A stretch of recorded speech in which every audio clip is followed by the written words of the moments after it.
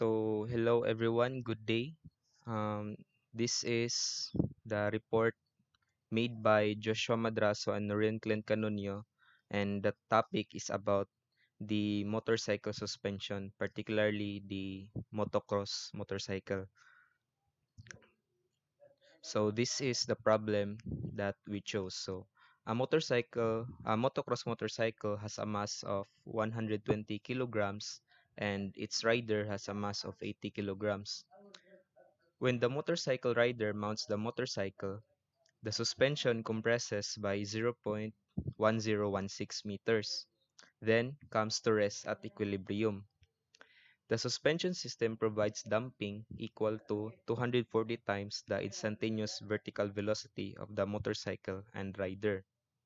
What happens to the suspension system, suspension travel, when the motorcycle lands after taking a jump? It is given that after the jump, the motorcycle travels 3.048 meters per second downward. So this is the problem. So we have the mass of the motorcycle and the mass of the rider. So when the rider mounts the motorcycle, the suspension compresses by 0.016 meters. That is the the spring of the suspension system compressed by 0.1016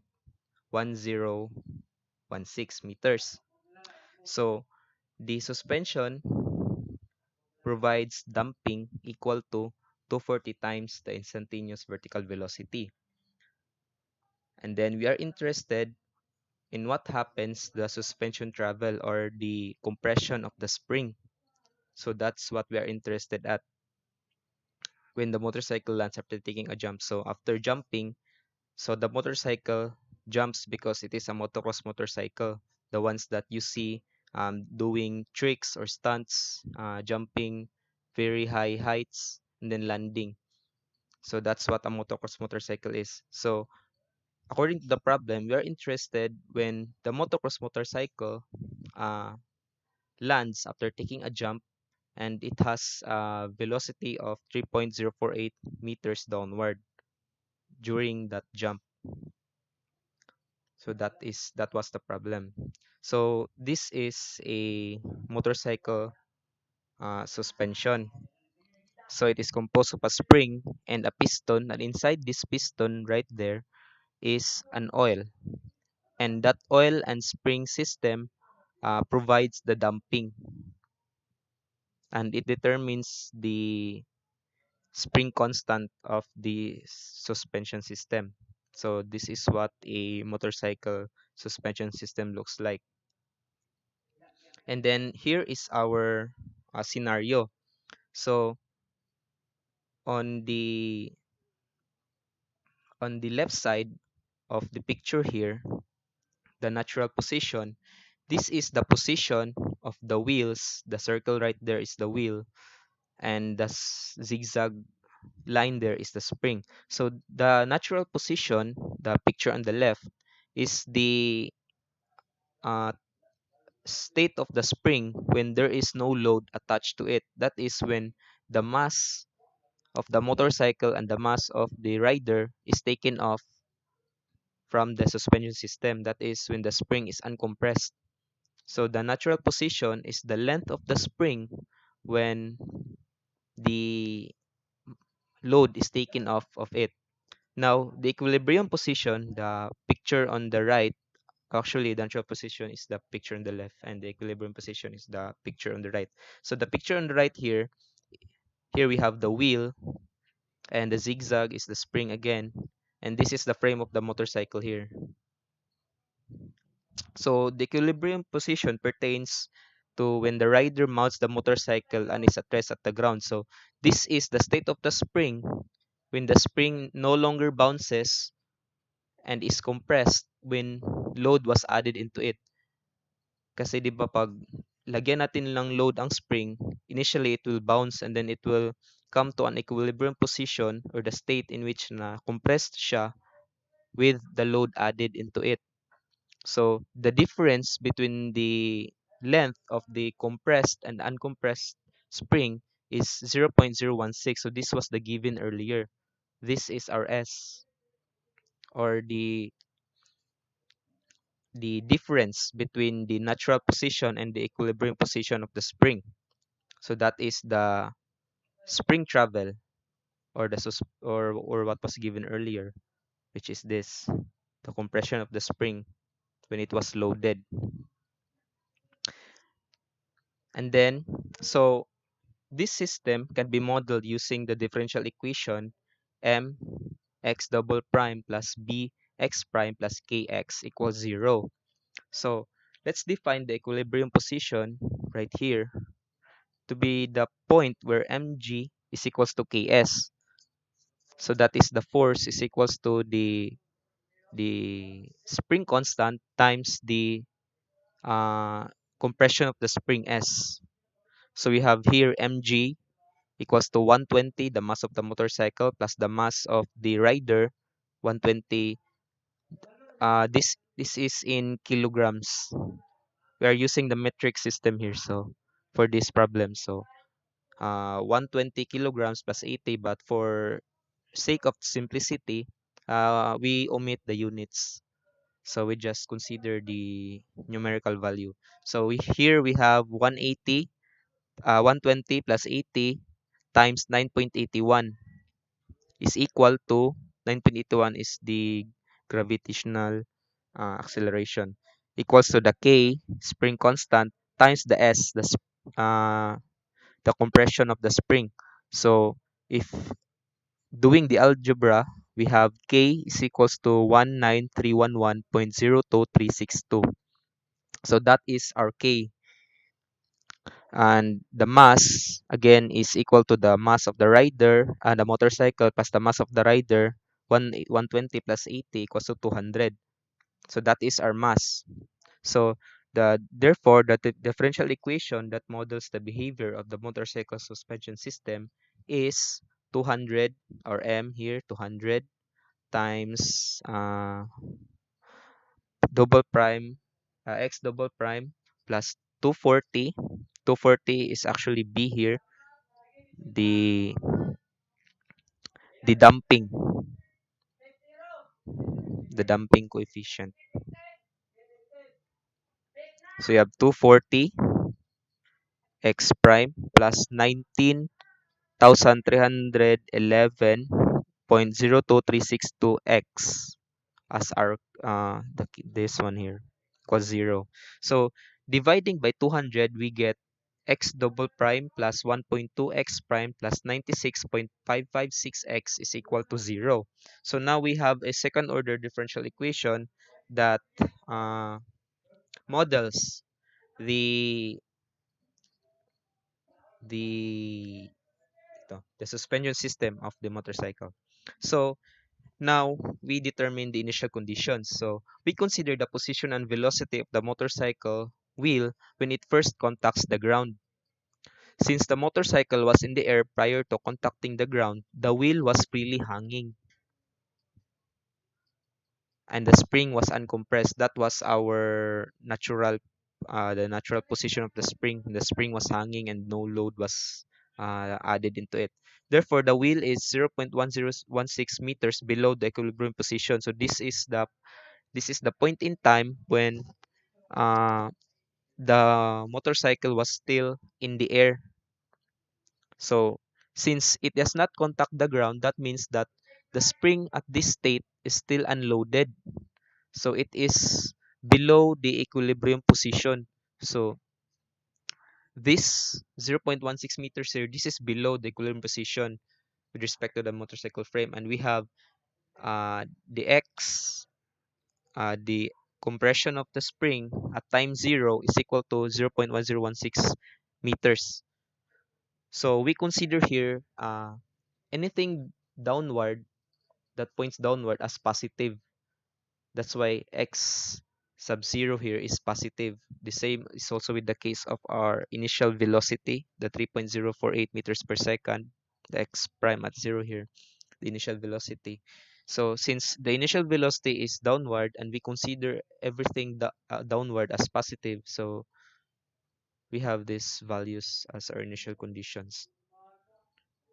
Then we go to the derivation or the algorithm for determining the exact solution. because we will be needing this to compare for our numerical method of solving. So this was how we derived the exact, it lacks t here, but so the exact solution for our differential equation with, with the initial conditions right here. So this follows the characteristic equation of r squared plus 1.2r plus 96.556 equals 0. So we take the roots using the quadratic formula, and we have negative 0.6 plus minus 9.81 I, where I is the imaginary number. So the solutions are x sub 1 of t. We have two solutions because we have two roots. So x sub 1 of t is equal to the exponential of this value, which is again equal to e to the negative 0.6t times cosine of 9.81 t plus I sine 99.81 t. And x sub 2 here is just the same, with the only difference is that in the place of positive here, cosine plus I sine, here we have cosine minus I sine. So we have two solutions. Now taking the Wronskian, this is not actually necessary, but necessary for this presentation, but we presented it here to show you that it is not equal to 0, and therefore x sub 1 and x sub 2 are solutions because it is not equal to 0. We just cross multiplied it. So therefore we have x is equal to the sum of the solutions x sub 1 and x sub 2 here with the constant c1 and c2. So from either x sub 1 or x sub 2, we can set them as ut and vt. So for this case, for the cosine part of our solution, saan na yan? For the cosine part of our solution, since we involve imaginary numbers, no, so it follows a solution containing a sine and cosine terms. So for the u of t, we assign it for this, and for the v of t, we assign the sine. So again, taking the Wronskian to make sure that they are part of the solution. So since they are not equal, since the Wronskian is not equal to 0, so we know that this u and vt are solutions to our differential equation. Then we can write the solution then as, following the format as x equals to c1 ut plus c2 vt, and here integrating incorporating the cosine and sine terms. So now we have x is equal to e to the negative 0.6t times c1 cosine 9.81t plus c2 sine of 9.81t. Now we have a solution containing sine and cosine terms. So now let's determine the value of c1 and c2. So for that, we need to follow the initial conditions. So we have the value of x at time 0 is equal to 0.1016, and x prime at time 0 is 3.048. So plugging in cosine at time 0, so using this equation, so we have x at 0 is equal to e raised to 0, which is just 1, and we have c1 cosine 0, again, which is just 1, plus c2 sine of 0. Actually, this is 0, 0 to 0. So we have 1 times C1 is equal to 0.1016. So we have C1 is equals to 0.016. So we now know C1.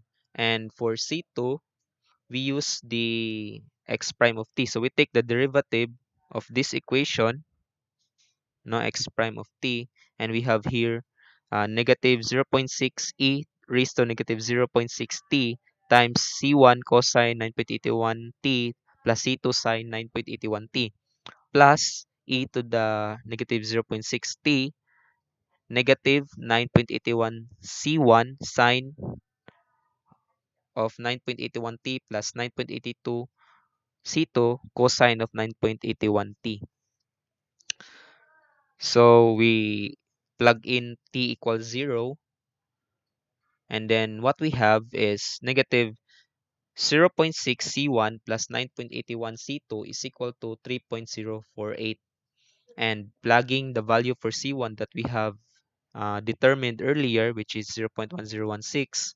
So negative 0.6 times 0.016 plus 9.81 C2 is equal to 3.048, and we have C2 is equal to 0.3169. So plugging the values for C1 and C2 into our equation for x here, we have our exact solution as x is equal to e to the negative 0.6t times 0.016 cosine of 9.81t plus 0.3169 sine of 9.81t. This is our exact solution.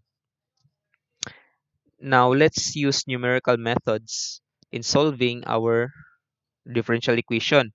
So we use the fourth order Runge-Kutta method because it has the least uh,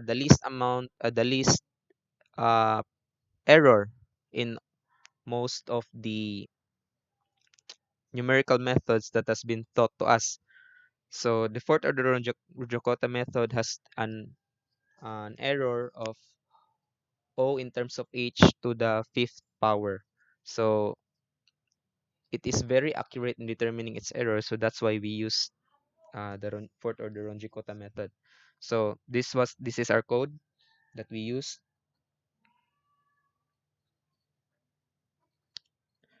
and and if we are going to run this it will give us this graph. So the blue the blue uh the blue the blue one represents our exact solution, the values for exact solution, whereas the red is for the numerical solution using the fourth order Runge-Kutta method. So as we can see here, the amplitude decreases as time increases. So actually this is in 1 second, but in order to see what happens no closer, we converted the time into DC seconds so that it will have we will have a nice graph here,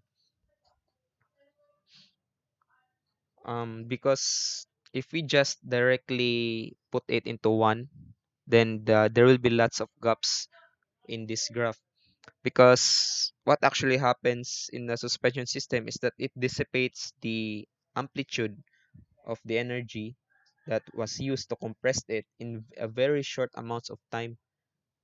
As you can see here, not less than not more it actually took less than 1 second to dissipate most of the energy that was inputted on the spring, or that was applied to the spring. So we also took the standard error of the estimate, that is the standard error of the Runge-Kutta method with respect to the actual or the exact solution, and we have the standard error of the estimate as 0.0587025. Now, so what does the information presented mean? So what does this mean here, this graph here? What does that mean? So it means that, one, the energy in a motorcycle suspension is dispersed into the environment over time, usually over very short amount of time. This is because in vehicles, if the force or the energy is not dissipated or dispersed on very short amounts of times, then the riders or the passengers of the vehicle will feel the force. So in order to have a very much comfortable riding experience, uh, engineers usually design suspension systems to disperse forces quickly. But also we have here, uh, the information presented also means that the motocross motorcycles have a very special suspension. That is, it is slightly undamped. Kasi 'di ba ito yung graph ng damp na harmonic motion. Ito, it does not undamp pala. Ito yung sa undamp, 'di ba? It doesn't dissipate energy. It just oscillates over time. We see that pattern here in our graph, no? It oscillates over time, but as you can see, also over time the amplitude decreases. So it follows the graph of an undamped oscillation, but over time the amplitude decreases. So as you might know, typically sa mga um, vehicle suspension, no, yung springs na attach sa wheels ng mga vehicles is usually critically damped. That is, it follows this trend, no? It dissipates the force very quickly so that hindi siya maramdaman ng mga passengers. But why is it na sa case ng motocross suspension, yung sa case natin, sa problem natin, why does it follow this graph? So, this is because motocross motorcycles are built different than typical motorcycles. In a typical motorcycles, particularly street bikes, no, the suspension system is critically damped such that when it encounters a hump, no, yung vehicle will not vibrate too much because at very high speeds, no, at very high velocities, having a slightly undamped suspension system will uh, interfere with the maneuverability of the vehicle. That is, if the vehicle bounces too much at very high velocities, then it will result to accidents. So, engineers usually design suspension systems for typical vehicles to be critically damped such that it will dissipate the force over a very short amount of time so that it will not interfere with the maneuverability of the vehicle. But why is it na sa motocross motorcycle is it follows this trend and damp oscillation but it dissipates over time? So this is because motocross motorcycles are built different. They are intended to bounce along humps. Kasi pag critically damp yung suspension natin, that means na yung spring is stiff. So having a stiff suspension system on a motocross bike is not ideal because motocross bikes often lands from very often jump very high. They don't travel very fast, but they can jump very high. They can also fall from very high heights.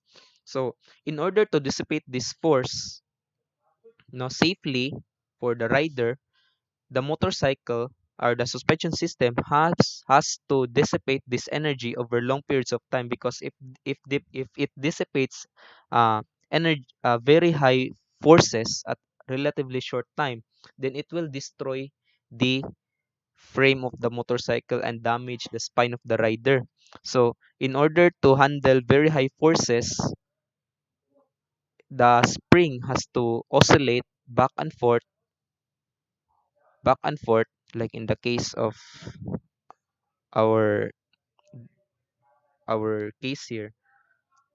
It has to oscillate back and forth and dissipate the energy over time, unlike for a typical vehicle na diretso niya i-disperse yung energy, no?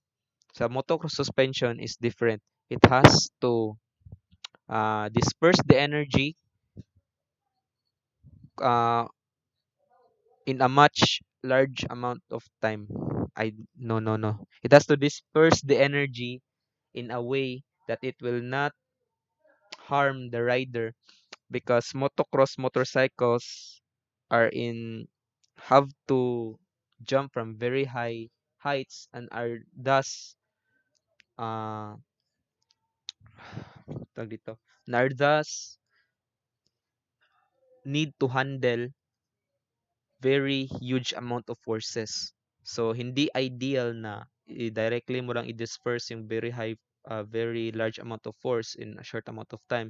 You have to uh, kailangan niyang sabayan yung force, no, and decrease it over time. That is the build, or that is the intention for motocross motorcycle suspension. So that's it for our report. And this is our reference. So this is where we get our pictures, our ideas, and some tips on solving no the fourth order Ronja-Kota method. We watched that on YouTube. And then the problem was, this is the inspiration for our problem. We got that here. And so once again, this uh, project report is made by Joshua Madrazo and Noreen Klent Canonio. Thank you for listening and have a good day.